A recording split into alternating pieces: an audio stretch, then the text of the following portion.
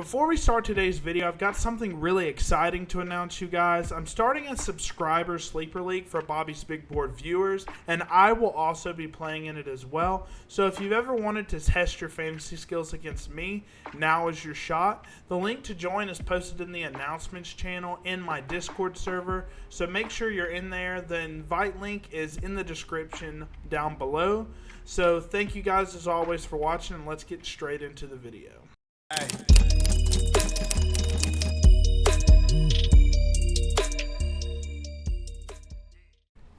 Hey, what's up everybody? It's Bobby from Bobby's Big Board. In today's video, while I'm working on my tight end rankings, which they should be out tomorrow if you've been waiting on those, I wanted to kind of go over my first video that I ever put out on the channel a little over a month ago. Just kind of go over what I did right and what I did wrong in terms of my sleepers and see where these guys ended up and if I was right about them or not.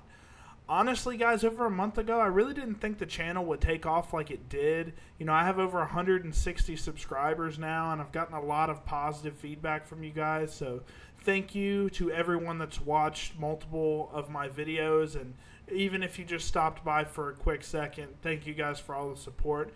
So, yeah, let's get right into it. So, what's up, everyone? And welcome to the very same first video on format here. Bobby's Big Board. A brand new channel built for die-hard fantasy football fans, dynasty junkies, and anyone who loves breaking down rookie prospects. I've been scouting and ranking prospects for years, and this channel is all about digging deeper than the surface stats. If you want real analysis, player profiles, and dynasty insight, you're in the right place. With that being said, let's get it started with my top 5 sleepers of the 2025 rookie class. Yep, already got better than talking on camera, that's for sure. Obviously the intro's still the same. All right, kicking things off. First guy on the list, RJ Harvey. So, as you can tell, the graphics have gotten a little bit better since then, but at this point in time, a month ago, RJ Harvey was considered a day 3 pick. I think he was a 5th round projected pick, and I had told you guys, go pick up RJ Harvey in your leagues. If y'all have already done y'all's rookie draft, or if y'all are doing a startup draft with the rookies included, like a lot of leagues did this past offseason. So, yeah, I mean, I told you guys this guy was a playmaker. I thought his talent popped off the charts. Let's kind of hear some of the things that I said about number RJ 5 Harvey. on my sleeper list, we've got RJ Harvey, the explosive running back out of Absolutely UCF. explosive. And let me tell you guys, this dude is fun to watch on tape. RJ is one of the most creative runners in this entire draft class. The first thing that stands out when you watch him on film is his vision and his ability to read leverage in real time. He doesn't. That's just insane. This was just an inside zone play where he just, cut into the gap and just scored a touchdown. Pretty just hit easy, the hole and go. I mean, he sets up defenders, presses gaps, and finds the slightest daylight to bounce or cut back. His lateral agility and stop-start quickness are top tier. He makes guys miss in a phone booth. Once he finds space, it's a wrap. Home run speed all day. He's the type of back. Yeah, I put that in there just because it kind of showcases his ability. I'll mute this, but I mean, just watch this. It's just cut. I mean, he's supposed to hit this middle gap here. This is not outside zone. You can tell by the way he runs it. So he's supposed to. You can see how the offensive line's blocking. He's trying to either run through this gap here or this gap, and neither one of them are open. This guy kind of failed his block and cuts out, and then this guy is playing the edge super well, by the way. I mean, this guy really is putting RJ Harvey in a tough spot. It doesn't even matter. He runs by him.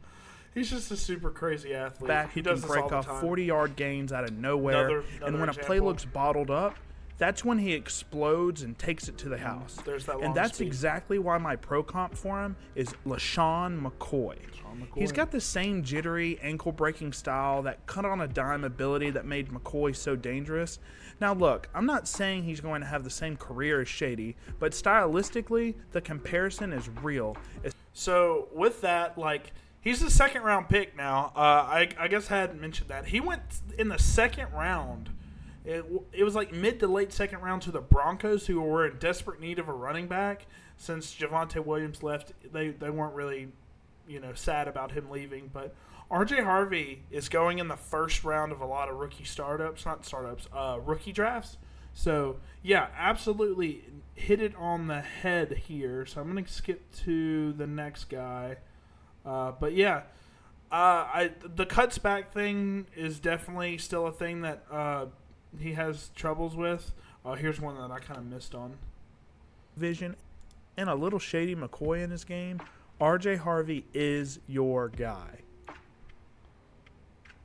All right, so Brant Kuithe, a guy that I guess was just a little too old, little too injury prone as well. Probably didn't do too great in his physicals, and he was super undersized. But I loved him on tape at Utah. Loved his yak ability. Probably a lot of NFL teams thought that he wasn't big enough to play the tight end position, and he'd probably move out to this hybrid slot receiver tight end thing, and he just doesn't really fit the bill for a lot of tight ends in the NFL. So that's probably why he went undrafted. We knew he was going to be undrafted, but we thought he'd land up on a team. I don't think he signed anywhere just yet, unfortunately. Hopefully he ends up, getting an invite somewhere, maybe trying to make the team as this, late undrafted free agent guy. But, yeah, loved him. Unfortunately, he just didn't make a team. Coming in at number 4 on my sleeper list is a guy you've probably never heard of unless you're a die-hard Utah fan. But, look at that's this. Brant Kuithe, the tight end out of Utah. Now, I get it. He's not necessarily a household name, and on the surface, there's not much buzz around him in this draft class.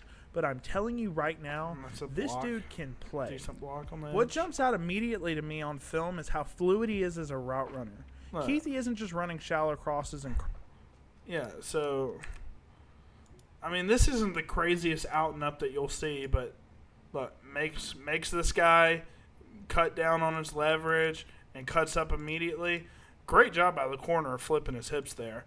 That's the safety. But, yeah, definitely a great job by the corner of flipping his hips there. I want to look at that one more time.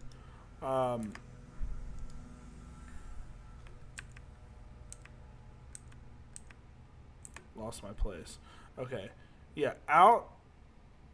Makes the corner, makes the safety butt. He's actually kind of getting double teamed here, which is crazy. This out route is butt naked open, but I guess he sees the safety. He thinks this up's going to be there.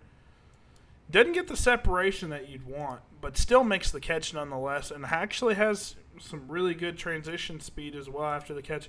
I really liked what I saw on tape for this guy. Effort and urgency every single rep. Actually had some He's solid one of those guys movement who looks like here, he as you wants see. It more on tape. At Dog. 6'2", 235 pounds, he's definitely on the smaller side for a traditional tight end. Super and that's undersized. part of why he's currently projected to go undrafted. But despite being undersized, he holds his own as Look a at that blocker. yak ability, guys. He's not Made mauler, two guys but miss he there. competes, stays engaged, uses leverage, and See, I don't want to say NFL teams aren't watching film, but it's really hard for me to believe that you watch Brant Kuithe's film, at least, some of his plays, and not think he's valuable to your franchise. I don't know. I really loved what I saw on tape. I saw a lot of Taysom Hill in him, and, well, I guess a lot of teams didn't see what I saw. But, hopefully he can sign somewhere, and I can be right about this one. But, yeah, tough break for him. This one broke my heart, guys. This one broke my heart. Kyle McCord out of Syracuse was one of my favorite quarterbacks in this draft class. He did end up getting drafted. I thought he was going to be a third, fourth round pick and go to a team that he could actually start at. He goes to the Eagles in the 6th round, I believe, and there's just no chance he starts, unfortunately. Loved his arm talent. Thought he had the strongest arm in the class. Loved his zip on the ball. Loved his processing. We're going to get into some of his film that I showed here, but, He's not that great of an athlete in terms of just scrambling around, but I comped him to Baker Mayfield. At number 3 on my sleeper list, I've got a quarterback who honestly feels like he's being slept on a little too much, and that's Kyle McCord out of Syracuse. Now, if the name sounds familiar, that's because McCord started his season, and all he did was lead the nation in passing yards with 34 touchdowns, despite having a pretty limited supporting cast in that receiver room. That kind of production, that's with no a guy fluke. in his face just throws When I watch the tape, throws it what straight jumps down out the middle. immediately is the arm talent. McCord can zip it into tight windows with Good confidence. dodge there. Whether it's Gets an it out to the out open guy route in to the the far flat. sideline or a seam shot between two safeties, he's got the juice. His deep ball is solid, and he's got that prototypical gunslinger mentality where he's always... So, this is a back shoulder throw that he completes a lot of the time. His receivers weren't even that great, in all honesty, even though he led the nation in passing yards last season at the college football level. But, I mean, he was throwing back shoulders for the big play. all the time. He was throwing it downfield. He's not just reckless. An insane he amount. processes quickly, works through reads, and knows when to hit a check down. He's the type of guy who might throw a bomb one play and then dump it off the next. It's controlled aggression. Now, this is an insane throw. I'm going to go over this again. You don't have to hear me yap, but absolutely insane throw by McCord here. So, right tackle gets beat here. No hold, weirdly enough. McCord dodges out of the way, rolls out, and sees a receiver coming there and throws it. That's an anticipatory throw, guys. He throws it here in this pocket. His receiver is here. Now, yeah, that's a little bit of a hospital ball, but that is a dot. That's a dot. That's a dot. Baker Mayfield for sure. Stylistically, not as good as an athlete. Super similar. That's true. Both guys have arm strength to make every throw on the field. Both play with a very ton good of deep ball there. Both are fearless, even if that occasionally gets them into trouble. That leads to the downside with McCord. Just like any gunslinger, he's going to make some questionable throws. Yeah. You look Sometimes at the pit he just trusts his arm a little too much. And while he's not a major threat with his legs, he can move well enough outside. Little the underthrown there. It's a little bit underthrown. Plays and make something happen off script. He's not a statue back there. NFL Draft Buzz currently has him projected as a 4th-round pick, and that feels about went right. In the 6th. Oh, okay. Long-term so yeah, sucks for Kyle McCord. If he got a better landing spot, I really think he would have turned some heads. I didn't hear anything about him at rookie minicamp for the Eagles, so he's probably just going to be a backup guy until, hopefully he gets his chance if Hurts goes down. But Tanner McKee's also a guy that they really like. So, all right, let's go to the next guy who definitely got right on this one. Kyle Williams at number 2. So, Emmanuel Sanders, very, very good comp in my opinion. So, Kyle Williams, a guy that nobody was talking about, was, projected a day 3 pick, 5th, 6th rounder. I was watching film on him, and I was blown away by all the stuff he was showing me on film. The release packages like you see here, the burst off the line, the speed, the downfield speed. And I didn't even have this mentioned in here, but his yak ability is great as well. Like, he has the build, the speed, the releases, and the yak ability. That makes up all of the greatest things that you want in a wide receiver. Look at a guy like Jamar Chase. Not saying Kyle Williams is the next Jamar Chase, but Jamar Chase has all of those qualities about him. Now, I think Jamar Chase's yak ability is better than Kyle Williams, but Kyle Williams' yak ability is very good. So let's hear what I said about him. At number 2 on my sleeper list, I've got a wide receiver who, up until about a month ago, nobody was talking about, and that's Kyle Williams out of Washington State. He's quickly becoming one of my favorite late-round targets in rookie drafts, and the hype is just now starting to build. So I'll say this now. If you want him, go get him before your league mates catch up, because I think his value is only going to rise. That's true. That is a true statement. That happened. So he's going in like the mid to late 2nd round in rookie drafts. For the most part, he went to the 3rd. He went in the third round to the New England Patriots, a team that has basically nobody at wide receiver. So, yeah, absolute smash here. Had a great landing spot. Rookie minicamp is just praising him for his downfield speed. People are saying that, yep, downfield speed's 100% real, and he's got some solid jump ball ability as well. What really Look at popped that for me speed. when I threw on That's the film was how insane. deep his Look at that. I'm just going to play this one more time, guys, because this isn't a crazy play here. I mean, it's just a bubble screen. So, is this an RPO? Let me see. No. It's a play action bubble, right? And, I mean, 79, good job. And just runs by the safety. I mean, the safety never had a chance. Yeah, this is Wyoming, right? But, like, look at that speed. I mean, you know speed on film when you see it. I mean, look at it. He's running by everyone on the offense. So, yeah. He's not just winning with speed. He's got actual technique at the line of scrimmage. Great pass. He's out there great cooking throw. corners, freezing DBs with head fakes, jab steps, and just clean footwork off the snap. On go routes and fades, he makes defenders look. Okay, yeah, this is one of those. He's waving for the ball, so that makes me think this is an RPO. I would assume so, or else he wouldn't be calling for the ball. But this happens over and over and over on film, guys. Watch this release. Whoop! Little shuffle feet, outside release. This corner is completely just trashed. Okay, he was waving for the ball. But even if it's a run play, look where this corner is. He has no chance to make a play. Even though, yeah, this play only is like a 2 or 3 yard gain, he's making defenders just terrified because he's got that crazy burst and speed off the line and can beat you deep as well. So, yeah, he's taking corners out of the play all the time. And then there's the speed. He's got legit vertical separation. He can stack defenders and pull away downfield. Washington State clearly knew it too because they made a point to go get the ball in his hands early and often in the screen game, letting him use that initial burst and acceleration to make things happen. He's super dangerous once he's got a crease. Size-wise, he's about 5'11", 186 pounds, which does put him on the leaner side.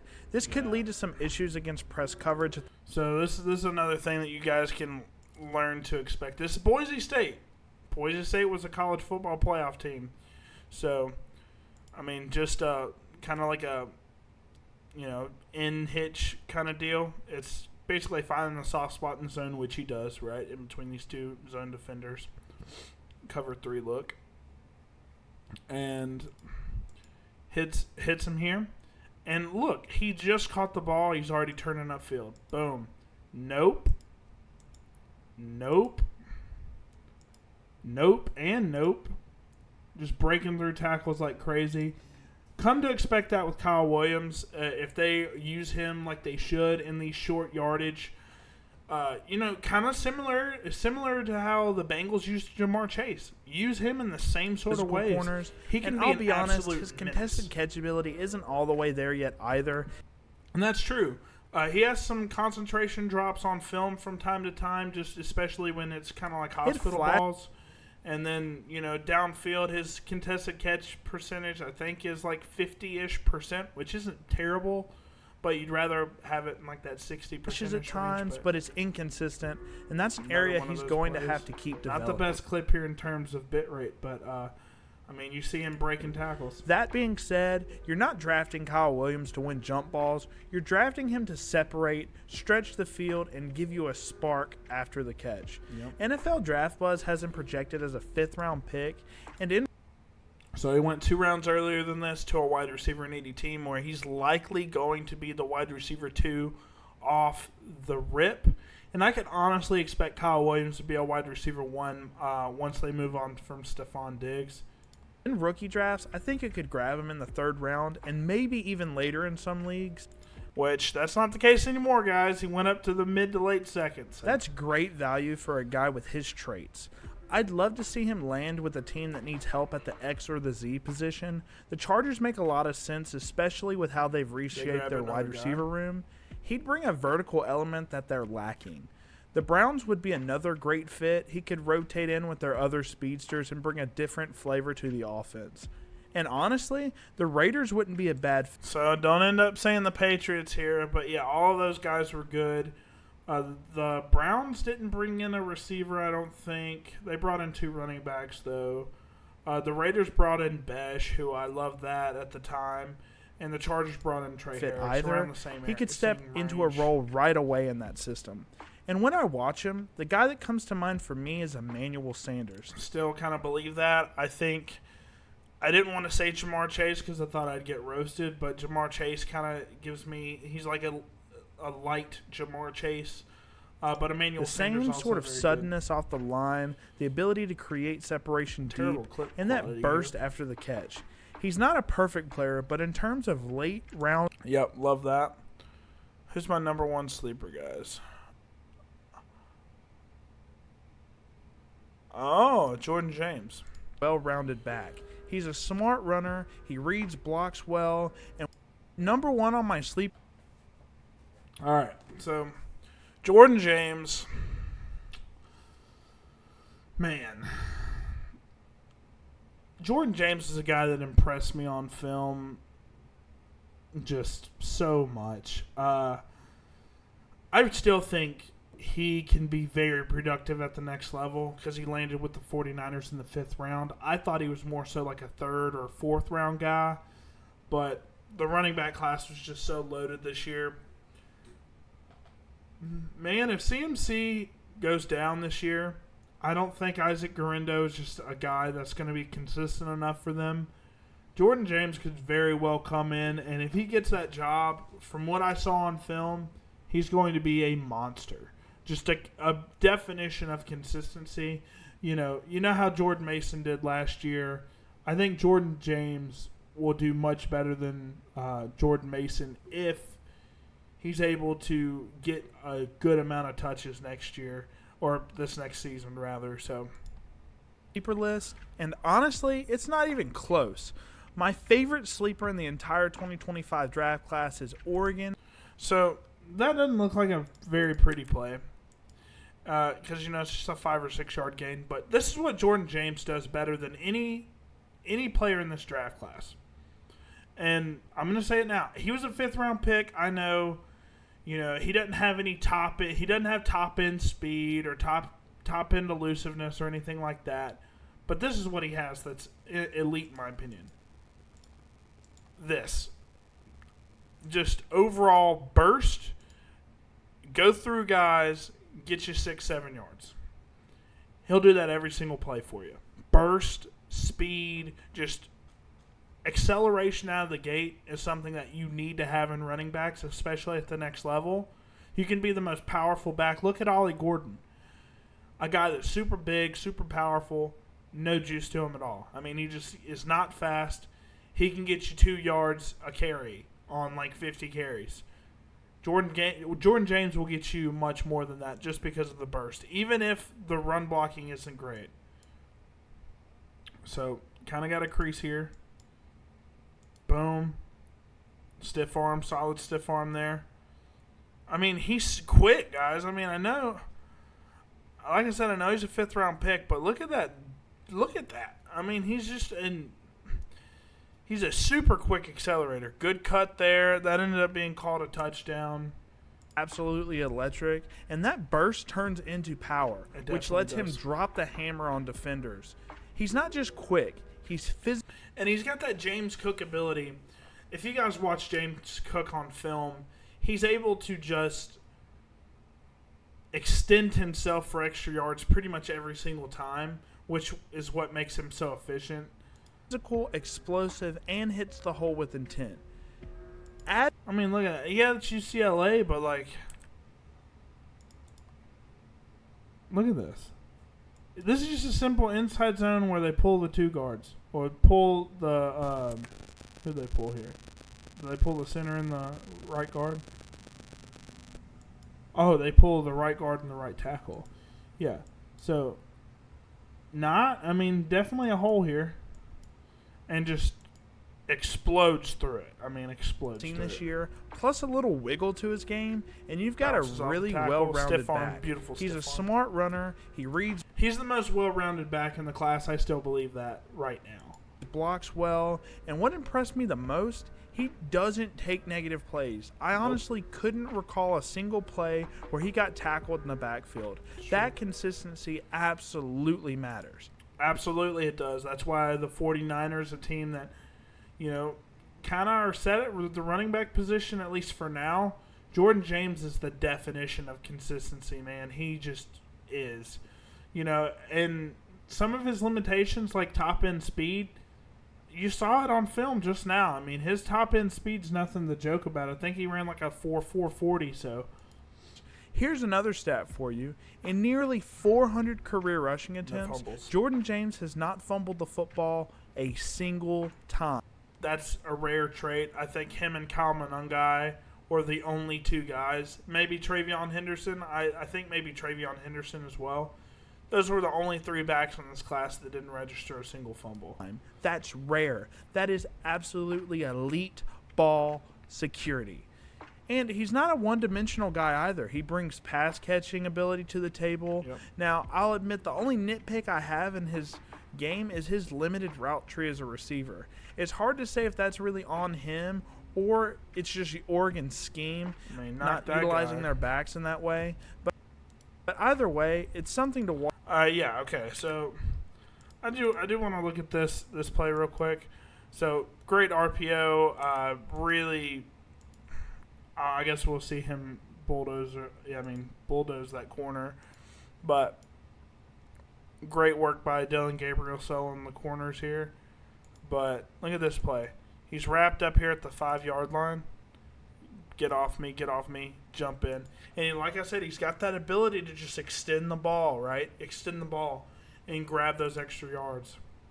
What's even more impressive is that Oregon's run blocking was Here's rough another at look at times him. last year. Yeah, And that's another thing that people don't realize. Oregon's run blocking, I don't care what their PFF grade is. I watched the film. Their run blocking was not the best. It just wasn't, And with Jordan James, he still thrived. I mean, he had great yards per carry, was very consistent all year last season. So even despite poor run blocking at times. James still stood out as one of the most efficient backs in Yes, the he did. entire class. This tells me he's creating a lot on his own. When I look at his game, the comp is clear. Aaron Jones. And I still believe that. Aaron Jones is a guy that just is very good everywhere, has that great burst as well. Maybe not what he used to have, but definitely has great burst, consistent 1,000-yard back when healthy. So, yeah, I definitely think this is he's not a high floor or not a high ceiling guy, but absolutely is a very safe floor guy every single week. Same type of burst, same twitchy movement, same ability to be a movement there. do-it-all back who rarely loses yardage and always fights for more. And I guarantee you that's why the 49ers drafted him. He's just a guy that doesn't get tackled for loss, doesn't make stupid decisions that lead you to negative plays, right? And just gets you the most yards that he can every single snap. And that's something that got him drafted. And real he's a great quick, athlete. I value burst over long speed in today's NFL. With how fast and disciplined defenses are, those 60-yard breakaway runs are rare. But burst is what gets you 5 yards when you should have had 2. And that's something that I was talking about in the Ollie Gordon thing. Like, if you're a guy that has great burst, your yards per carry is going to go up a bunch. And that's one of the most important statistics that you can look at the running back position. You look at a guy like DeAndre Swift, who had almost 1,000 yards last year, but if you look at his yards per carry, you know he's not doing good. If you watch the film on DeAndre Swift last year, it was horrible. But, one of the least efficient backs in the NFL. A lot of that was to do with the Bears' play calling and offensive line, so we'll see how he does next year. But in terms of efficiency, And Jordan James is absolutely that guy. has that ability. NFL Draft Buzz has him projected as a 4th-round pick right now. He ended up going in the 5th, unfortunately. and depending on the landing spot, I could easily see him going in the late second or early third in rookie draft. So he's going in the late third, fourth rounds in rookie drafts, and sometimes even going undrafted. So if you still believe in what I'm telling you guys in Jordan James, absolutely pick him up if you have a taxi squad spot open, because if CMC goes down, like I said, he can be the guy. Drafts, and I'll say it right Pretty now, durable I think guy, that's too. incredible value for the guy that I believe is the third best running back in this class. Yeah, I had him over Hampton.